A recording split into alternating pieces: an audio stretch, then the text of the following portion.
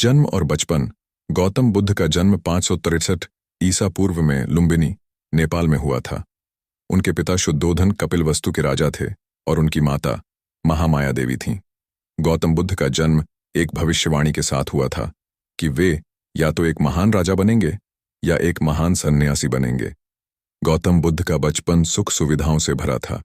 उन्हें राजकुमार के रूप में पाला गया और उन्हें शिक्षा और प्रशिक्षण दिया गया। वह एक बुद्धिमान और दयालु युवा थे। विवाह और गृहस्थ जीवन। जब गौतम बुद्ध 16 वर्ष के थे तो उनका विवाह यशोधरा नामक एक राजकुमारी से हुआ। उनके एक पुत्र था जिसका नाम राहुल था। गौतम बुद्ध एक सुखी गृहस्थ जीवन जी रहे थे, लेकिन वे जीवन के अर्थ और उद्देश्य के बारे में भी सोच रहे थे। वे दुनिया में मौजूद दुख और पीड़ा को देखकर परेशान थे। संन्यास और ज्ञान प्राप्ति 29 वर्ष की आयु में गौतम बुद्ध ने अपना घर, परिवार और राज्य छोड़ दिया और संन्यास ले लिया। वे ज्ञान की तलाश में निकल पड़े। गौतम बुद्ध ने कई वर्षों तक कठोर तपस्या की। उन्होंने कई शिक्षकों से शिक्षा प्राप्त की।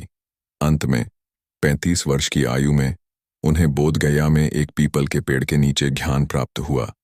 ज्ञानोदय के बाद, ज्ञान प्राप्त करने के बाद गौतम बुद्ध ने अपना जीवन दूसरों को सिखाने में समर्पित कर दिया।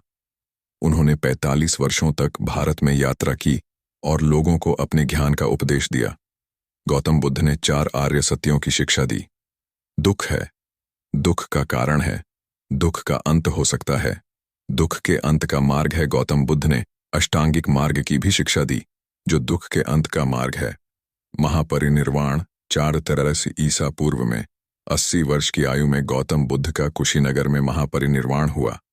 गौतम बुद्ध की शिक्षाओं का प्रभाव। गौतम बुद्ध की शिक्षाओं का दुनिया भर पर गहरा प्रभाव पड़ा है। बौद्ध धर्म दुनिया के प्रमुख धर्मों में से एक है।